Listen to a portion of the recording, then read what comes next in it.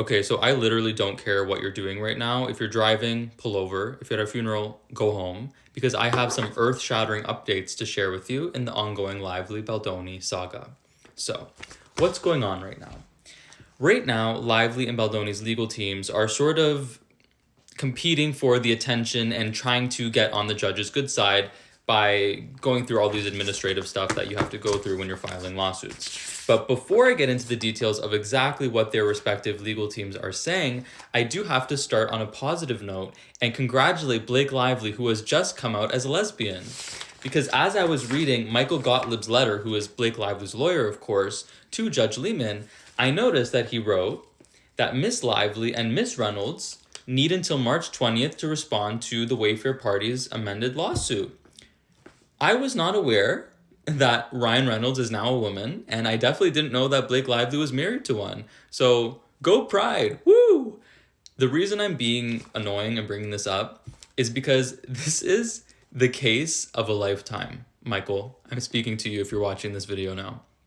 And if I'm the judge and I'm reading this, where you're basically asking for a favor and asking for an extension on your homework, and you can't even read it over one time to make sure you're not making really stupid typos when you know the entire world is going to be going through this with a microscope, it's sad. And for me, when I was a teaching assistant in university, that would just always turn me off. If there's a typo in your document, I'm automatically judging the entire thing because you didn't really put a lot of effort into it. So I just had to call that out, because if this type of work is reflective of Blake Lively's entire legal team, if I were her and Ryan Reynolds, I would be very, very concerned for the quality of work that's going to be put continuing into this ongoing legal battle. So instead of being boring like everybody else and just reading you verbatim what Baldoni's lawyer said and what Lively's lawyer said, I took the liberty of translating it for you into Legally Blonde language because, number one, it makes it more funny, and number two, I think it's very entertaining. When you strip away the highly intellectual legal jargon, you start to notice that a lot of these lawsuits are really just back in high school, two parents complaining to the principal and then the principal trying to mediate their arguments. And I think you'll see that with these translations. So, Blake Lively and Ryan Reynolds' team wrote to the judge and said, "Hey, Your Honor, so here's the thing. Blake's supposed to file her updated lawsuit by February 14th, but ew, that's way too soon. And we'd much rather have until March 5th. Also, me and Ryan just want to double check that our deadline to file this lawsuit is dumb, please delete it motion is still March 20th. And if it's not, can we just make it March 20th? Thanks, bestie." Now, let's talk about the real issue here. The Wayfair people, who were literally suing, got multiple extensions for themselves, but when we asked for the exact same thing, they just ignored us. Excuse me, suddenly no one can text back? So rude. And as if things weren't already dramatic enough, some guy we were about to sue Judd Wallace completely panicked and sued us first in Texas, which is honestly kind of embarrassing for him. And now we have to waste our time dealing with him too. So, Your Honor, can we just line up these deadlines and get this whole thing organized before it turns into an even bigger disaster? We really appreciate it. XOXO, Blake and Ryan. So the Baldoni camp then responded to this and said, "Dear Your Honor, oh wow, so now Blake Lively and Ryan Reynolds think deadline extensions are a totally reasonable request. That's interesting, because when we asked for one while literal wildfires were burning down our homes in Los Angeles, they basically said, tough luck, figure it out. I would like to note that Justin Baldoni's lawyer, Brian Friedman, his actual home was literally burnt to the ground in the midst of being sued by Blake Lively.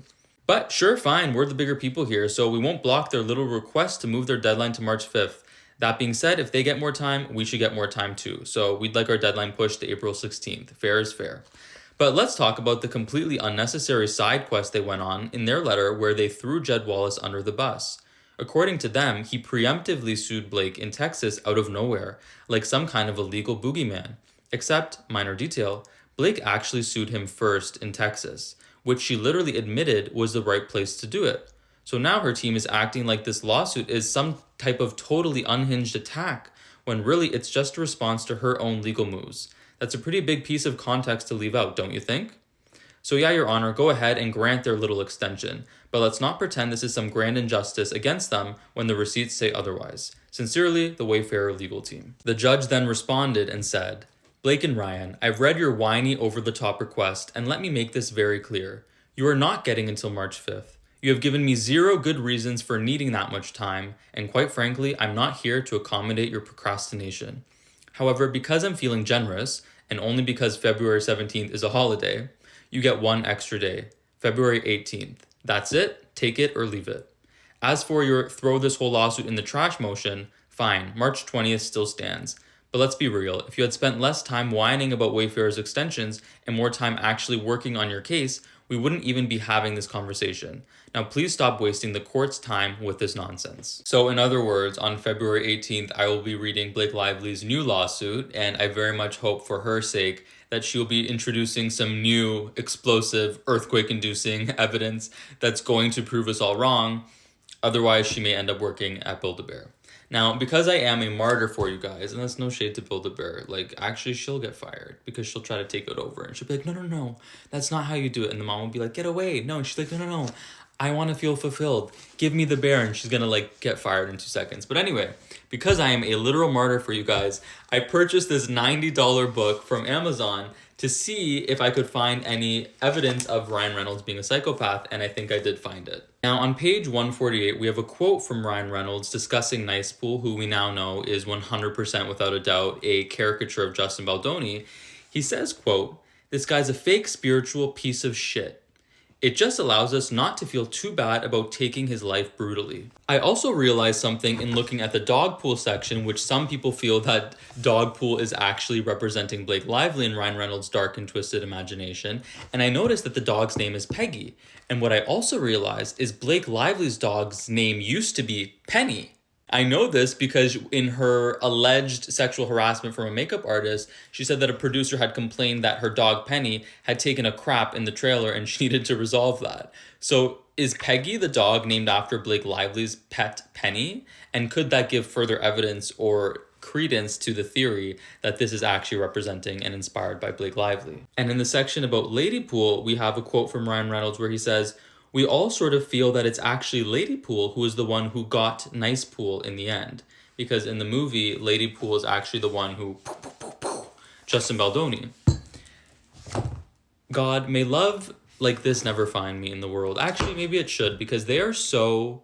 Like, the actual metaphor of Justin Baldoni being unalived by the group effort of Ryan Reynolds and Blake Lively in that film is actually mind-blowing to me, and it is so metaphorical and it is so poetic, and will be even more poetic when Brian Friedman wins this lawsuit for Justin Baldoni and Blake Lively and Ryan Reynolds are never seen in a movie again. Now, Brandon Sklenner may be sitting at home thinking that he's escaped unscathed, but nobody can hide from me, because I noticed on his Instagram he liked a very interesting comment.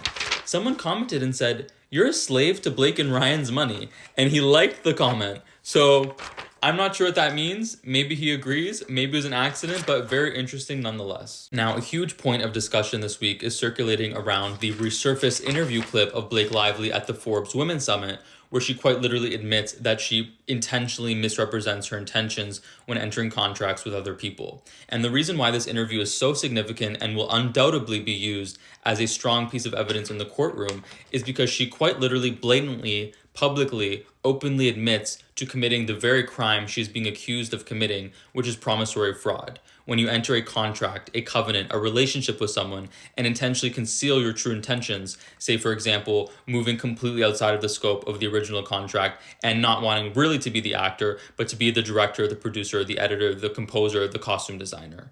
And it's just absolutely astounding to me that she admitted this publicly, but here you go. You want to find the person responsible for the smear campaign, Blake?